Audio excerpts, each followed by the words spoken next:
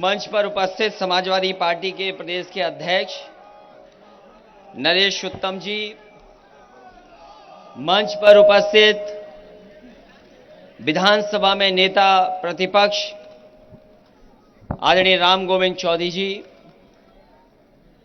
Samajwadi party से विधायक और सांसद रहीं आदरणीय तंजीम फातिमा जी, मंच पर उपस्थित हमारी समाजवादी पार्टी के बहुत ही सम्मानित नेता आदरणीय बलवंत सिंह रामोलिया जी, मंच पर उपस्थित पार्टी के जिलाध्यक्ष रामपुर और आसपास के समाजवादी पार्टी के सभी पदाधिकारी, बड़ी संख्या में समाजवादी पार्टी के विधायक, एमएलसी, पूर्व विधायक, सांसद, उपस्थित सभी पदाधिकारी, युवा साथी, नौजवान और रामपुर के हमारे सभी आदरणीय बुजुर्ग, माताएं, बहनें, नौजवान साथी और पत्रकार बंधुओं, मैं सबसे पहले रामपुर की जनता का बहुत बहुत धन्यवाद और आभार प्रकट करना चाहता हूं। आज का दिन बहुत ऐतिहासिक दिन है और ऐतिहासिक दिन मैं इसलिए बोल रहा हूं, हमारे ये समाजवादी पार्टी के साथी जो लाल टोपी पहन करके आए हैं और रहते हैं पहने, वो जानते हैं कि जब जब साइकिल चली है उत्तर प्रदेश में बदलाव लाने का काम साइकिल ने किया है। मुझे वो समय याद है 2011 में जब समाजवादी पार्टी के लोगों को और हम लोगों को साइकिल चलानी पड़ी थी और लगातार समाजवादियों ने साइकिल चलाई और उसका परिणाम यह हुआ कि उत्तर प्रदेश में उस समय जो सरकार थी उस सरकार का सफाया हो गया। ये कहीं न कहीं हमारे ऊपर भगवान की कृपा है, समाजवादियों पे आशीर्वाद है और आज का आशीर्वाद तो दिखाई इसलिए दे रहा है, अगर ये बादल न होते तो शायद हम और आप यहां पर बैठ नहीं पाते। अगर कल की गर्मी का अंदाज लगाएं आज हम, तो शायद हम साइकिल भी ना चला पाते। हम और आप लोग पसीने से नहा गए होते, कितनी गर्मी और तकलीफ में हम लोग को साइकिल चलानी पड़ती।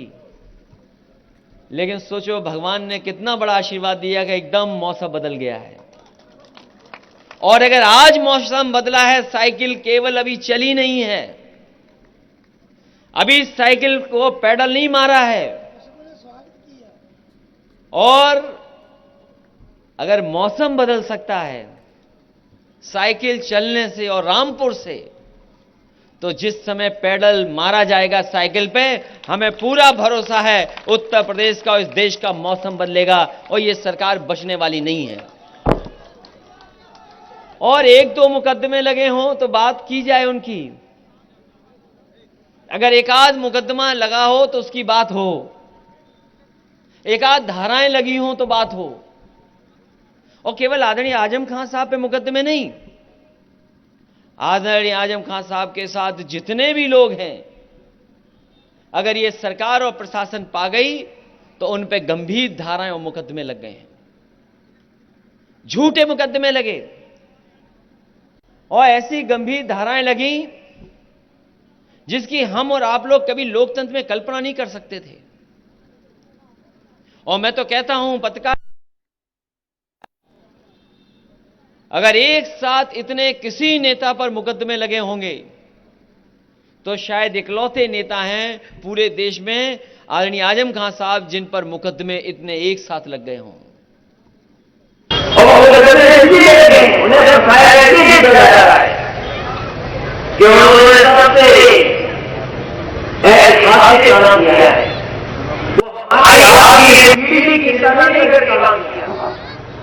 उन्होंने जो काम किया है वो किया है इसलिए कि आने वाली पीढ़ी हमारी अच्छी हो जाए, आने वाली पीढ़ी का भविष्य अच्छा हो जाए, इसलिए उन्होंने ऐसी शानदार यूनिवर्सिटी बनाई है। कौन बनाता है ऐसी यूनिवर्सिटी? कोई नहीं बना यूनिवर्सिटी। और सोचो कहां बनी है यूनिवर्सिटी। समाजवादियों ने जब भी मौका मिला होगा नेताजी को, समाजवादी पार्टी के लोगों को ऐसी ऐसी यूनिवर्सिटियां, संस्थाएं बनाई हैं जिससे आने वाले समय में जो आने वाली पीढ़ी उसका भविष्य बेहतर हो। ये आज की पीढ़ी के लिए नहीं, यूनिवर्सिटी बनी है आने वाली पीढ़ी का भविष्य कैसे बेहतर हो। और फिर जिस सरकार से हमें आपको लड़ना पड़ रहा है, उन्हें तो एक ही बात याद आती है कि ठोक दो। तो जिन्हें ठोक दो की भाषा याद हो तो उनसे क्या उम्मीद करोगे कि कुछ बनाएंगे वो लोग। जो लोग दूसरों को ये कहते हो कि पटक के मारा जाएगा, उनसे क्या उम्मीद करोगे न्याय की और लोकतंत्र की।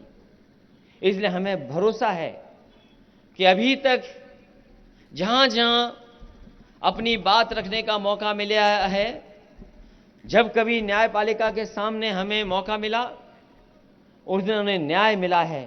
और हमें पूरा भरोसा है कि आने वाले समय में जब भी न्यायपालिका हमारी बात सुनेगी, आदरणीय आजम खान साहब की बातों को जानेगी, न्यायपालिका हमें पूरा ईमानदारी से न्याय देने का काम करेगी। और ये लड़ाई लगातार चलती रहेगी। ये पहिया जब घूमेगा, ये जो हमारे इतिहास के और साइंस के छात्र या नौजवान जानते होंगे, धरती पे और दुनिया में तरफ तरक्की आई जब पहिया आ गया। पहिए के आने से सब विकास जुड़ गया, नई नई चीजें निकल करके आ गई, नए नए आविष्कार निकल करके आ गए। और जैसे जैसे पहिया घूमा, तरक्की और खुशहाली आगे आती रही। और अब तो हम लोग इंटरनेट के जमाने में हैं, वहां एक पहिया नहीं लगता, व्हील व्हील व्हील, तभी कहते हैं www. तो साइकिल में 2 पहिए और आज के जमाने में 3 पहिए हैं जो इंटरनेट पे लगाने पड़ते हैं, तब रफ्तार हमें मिलती है। तो याद रखना, अब तो दिन भी नहीं बचे सरकार पर। अब सरकार पे कितने दिन बचे हैं गिनो कभी। अब दिन नहीं बचे सरकार के। ये पंचायत का चुनाव खत्म होते ही आप देखोगे बंगाल का चुनाव खत्म होगा, अपने आप उत्तर प्रदेश का चुनाव शुरू हो जाएगा। वो तो कल शुरू होगा, लेकिन समाजवादी पार्टी आज ही अपनी साइकिल चला करके आने वाले समय में 2022 में सरकार बने, उसका प्रचार आज से ही शुरू कर रहे हैं।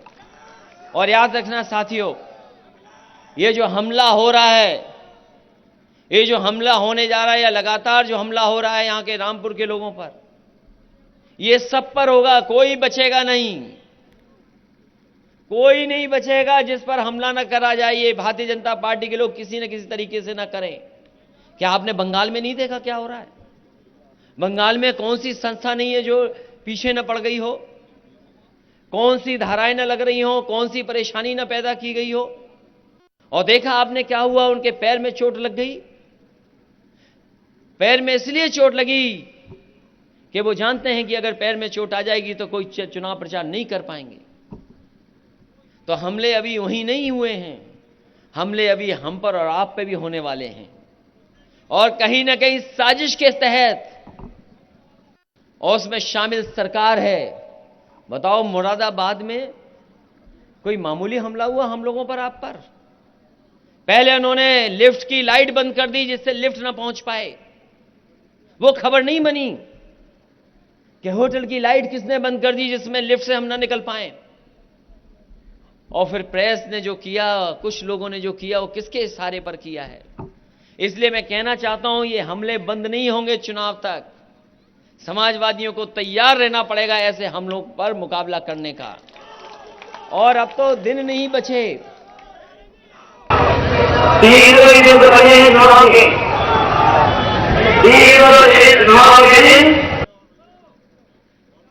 300 दिन से ज्यादा नहीं है।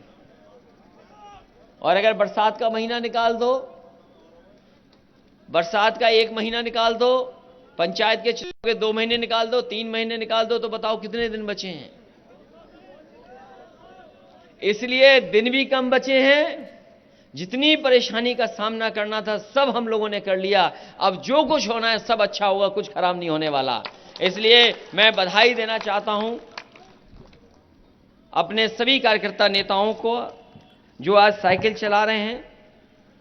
जहां तक सवाल रामपुर के विकास का है, यहीं पर बैराज बन रहा था, बैराज बन जाता, पुल बन जाता तो यहां के लोगों को सुविधा मिल जाती, आना जाना आसान हो जाता।